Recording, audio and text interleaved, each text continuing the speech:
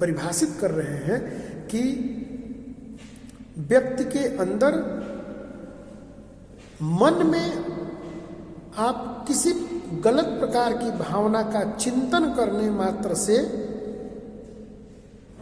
आपके अचेतन मन में उस प्रकार के भाव अपना स्थान ले लेते हैं, जबकि भले वो दृष्टिगोचर न हो, प्रत्यक्ष रूप से दिखाई न दे रहा हो, लेकिन उस प्रकार के प्रभाव बन गया और वो अपना प्रभाव देर सवेर दिखाएगा। जबकि इसी बात को हमारे यहाँ इसको संस्कार बोला गया कि यही हम लोग इस भारतीय परिप्रेक्ष्य में ये संस्कार बोले गए। और इसी को विवेकानंद जी कह रहे हैं कि हमारी शिक्षा इस प्रकार की हो या हमारे विचार इस प्रकार के हों कि हमारे अंदर सात्विक प्रवृत्तियों का विकास हो, हमारे अंदर श्रेष्ठ गुणों का विकास हो। तो उसमें मैं कुछ बातों को मैं कहूँगा, तो आप लोग इसको नोट भी कर सकते हैं। उनमें सबसे पहले उन्होंने पहला एक पॉइंट कहा कि चरित्र निर्माण के गुण धारण करना। चरित्र निर्माण के गुण धारण करना, वो कह सकते थे चरित्र निर्माण धारण करना। चरित्र सुनने में एक शब्द है, लेकिन चरित्र व्यक्ति के व्यवहार का, और वही व्यवहार जो व्यक्ति के गुणों में परिवर्तित हो जाते हैं, और यही गुण बार बार निरंतर अभ्यास से सद्गुण में प्रवृत्त हो जाते हैं। और इन्हीं सब एक सद्गुणों का एक समूह वह व्यक्ति का चरित्र बनता है। चरित्र की जो सामान्यतः जो परिभाषा आप लोगों के मनोमस्तिष्क में आ रही है, वह उसकी नए रूप परिभाषा हो सकती है, लेकिन चरित्र का मतलब है कि व्यक्ति के कथनी और करनी में कोई अंतर न आए, व्यक्ति परोपकारी हो, व्यक्ति उज्जवल चरित्र का हो, नैतिकता से युक्त हो, उसके अंदर अपने से बड़ों का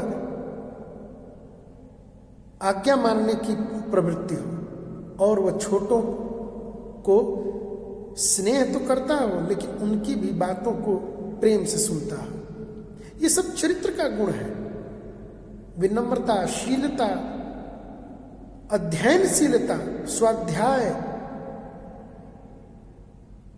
आज की प्रवृत्तियों में कंपटीशन की तैयारी करना, घर के काम में हाथ बटाना, मम्मी पिताजी की बातों को मानना, अपने टीचर की कही गई बातों को मान लेना, डाउटफुल चीजों को तर्क कर लेना, लेकिन तर्क में कुतर्क न करना, ये सब व्यक्ति के जब ये सारे ये गुण, ये व्यक्ति का इसी सारे गुण मिलकर व्यक्ति के चरित्र का निर्माण करते हैं। इसलिए विवेकानंद जी ने कहा कि चरित्र निर्माण के गुण धारण करना, कई प्रकार के गुण, झूठ बोलना और झूठ न बोलना। अब झूठ बोलने वाला व्यक्ति कितना भी आध्यात्मिक हो, लेकिन वो चरित्र में नहीं कहलाएगा। व्यक्तित्व है, लेकिन व्यक्तित्व नहीं कहलाएगा। एक नया शब्द आया है कि व्यक्तित्व, कोई व्यक्ति कह नहीं रहा है कि यह तो व्यक्ति नहीं। एपीजे कलाम एक ऐसे व्यक्तित्व के स्वामी हैं। क्यों? क्योंकि उनके जो जितने भी अवगुण जो हम लोग मानते हैं, वो सारे अवगुणों पर उन्होंने विजय प्राप्त कर ली। एनसीईआरटी ने लिस्ट बनाई, 54 प्रकार के गुण बताए गए। अब उन 54 प्रकार के गुणों को तो मिनिमाइज किया गया। अगर गुणों की संख्या शास्त्रों में तो 2-2 हजार तक बताई गई है, तो उन गुणों को समानांतर किताबों में, आप लोग बीएड की किताबों में भी देखेंगे तो 200 के गुणों की लिस्ट बने हुए, 85 गुण भी कुछ स्वायत्तशासी संस्थाओं द्वारा बनाया गया है। लेकिन कम से कम जो हम लोग विद्यार्थी हैं, तो विद्यार्थी के गुण भी होने चाहिए। तो यही गुण आगे चल के चरित्र बन जाते हैं। अब विद्यार्थी के कौन कौन से गुण होने चाहिए? तो एक तो समय पे उठना, समय पे जागना, समय पे खाना, समय पे पीना, बड़ों की बातें मानना, और स्वाध्याय में रत रहना।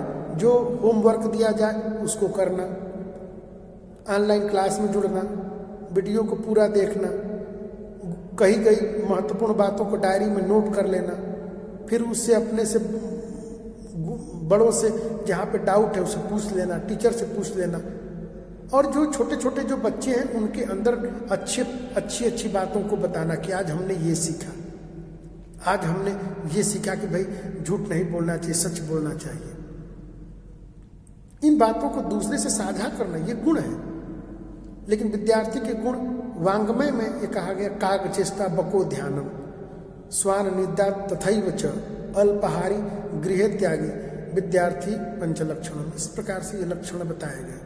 तो गृह त्यागी की परिकल्पना वो उस समय की परिकल्पना थी जब विद्यार्थी घरों को छोड़ के गुरुकुलों में रहा करते थे, प्रकृति के सुरम्य दूर वातावरण में, जहाँ पर समाज के कोलाहल का कोई स्थान न हो, जहाँ पर प्रपंच का कोई स्थान न हो, जहाँ पे मन के भटकाव का कोई स्थान न हो। इसलिए गुरुकुल हमसे दूर बनाए जाते थे।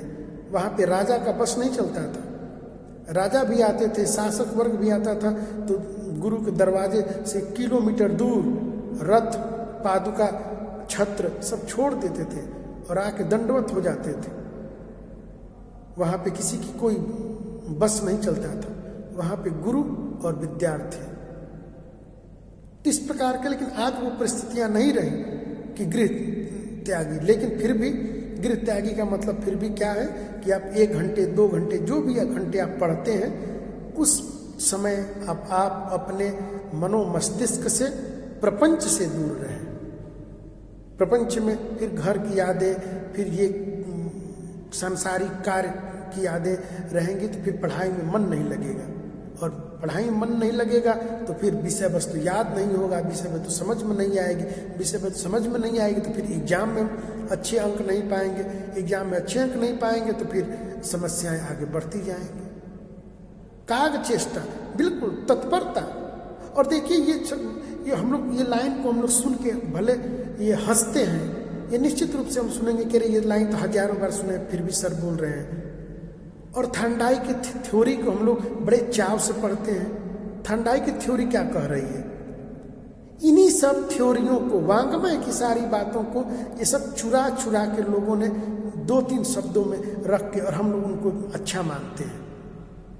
हमने कहा काग चेष्टा, कौआ जैसी, काग मतलब कौआ, कौआ जैसी चेष्टा हो, मैंने कोई भी चीज दिखा लपक लिया, अच्छी चीज दिखा लपक लिए।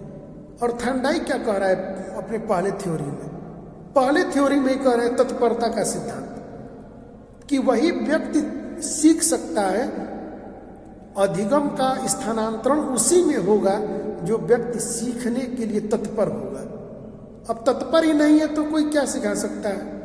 वीडियो बंद कर दीजिए, साउंड बंद करके चला दिया और घूम रहे हैं, आप तो खुद तत्पर नहीं, तो आपके अंदर काम तो टेक्नोलॉजी कर ही रही है, लेकिन आप तत्पर नहीं है तो सारा ज्ञान तो बेकार जा रहा है। तो थर्नडाइक भी यही कह रहा है, और इधर हमारी वांग में, हमारी तो लोक में, ये तो कहावतों में लोग कहा गया, लेकिन ये तो वांग्मय की बातें, साहित्य की बातें हैं। तो इस प्रकार से था। दूसरा है जो सबसे महत्वपूर्ण है, राष्ट्रभक्त बनाना। अभी मैं पॉइंट आप लोगों को गिना के मैं वीडियो में क्लोज करूंगा, फिर अगले में मैं बताऊंगा कि राष्ट्र भक्त बनाना। राष्ट्रभक्त बनाना विवेकानंद जी अपनी पूरी जीवन दर्शन में, शिक्षा दर्शन में और अपने लेक्चर्स में इस बात पे बड़ा बल दिए हैं। राष्ट्रभक्त, एक ऐसे सिटीजन का निर्माण करना जो अपने राष्ट्र से प्रेम करता हो, जो अपने देश से प्रेम करता हो। इनकी परिभाषा को मैं बहुत विस्तार से समझाऊंगा, क्योंकि ये अभी तो महत्वपूर्ण है, ये आने वाले दिनों में और ज्यादा महत्वपूर्ण है। नहीं तो फिर हम लोग जापान जैसे देश का उदाहरण ही हम लोग देते रह जाएंगे। हम लोग उस प्रकार से कहीं ना कहीं विवेकानंद जी के विचार और जो भारतीय जो ज्ञान परंपरा, उनके विचारों को जापान ने बहुत ज्यादा आत्मसात किया। अगला है आत्मविकास करना। आत्मविकास करना। अगला है स्वावलंबी बनना। अगला है सेवा भाव अपनाना। अगला है संवेदनशीलता के भाव धारण करना। इस पे भी मैं आप लोगों को एक लंबी व्याख्या दूंगा। संवेदनशीलता, आज संवेदनहीनता की वजह से ही आज विश्व की जितनी भी समस्याओं ने अपना एक स्थान बना लिया है और वो स्थान अमिट हो रहा है, वह उसका कोई एक ही कारण है, कोई कारण, आप लोग भी देर सवेर मेरी बातों पे आप लोग सहमत होंगे, और वो होगा संवेदनहीनता। सारी व्यवस्थाएं जो विकृत हुई वो केवल संवेदनहीनता की वजह से हुई। उस पर आप लोग भी चिंतन करेंगे। शारीरिक बल बढ़ाना, मुझे विवेकानंद जी के सभी विचारों में मुझे ये विचार सबसे अच्छा लगता है कि वह शिक्षा कहलाने योग्य है जो मनुष्य की भुजाओं में लोहे के समान शक्ति न भर दे, उसके नस नाड़ियों में इस लौह के समान रक्त का संचार न करे, वह भी शिक्षा कहलाने योग्य है। अगला है धर्म के अर्थ को भली भांति समझना। धर्म, मैंने इस पे मैंने वीडियो दिया हुआ है, मुझे ध्यान में आ रहा है, ज़्यादा देर तक बताया हूँ, फिर भी मैं थोड़ा सा इसको जब डिस्क्राइब करूँगा धर्म, कि धर्म को क्या माना जाए। धर्म के अर्थ को भली भांति समझना, निरक्षरों को साक्षर बनाना, निरक्षरों को साक्षर बनाना। और अगला है निर्धनों की पीड़ा को समझना तथा उनकी सेवा करना। तो ये विवेकानंद जी की मनुष्य निर्माण की शिक्षा, जिन्होंने विवेकानंद जी जो दिया, उन विचारों को हम लोग सुन रहे थे और थोड़ा बहुत हम लोग जानने का प्रयास किए हैं।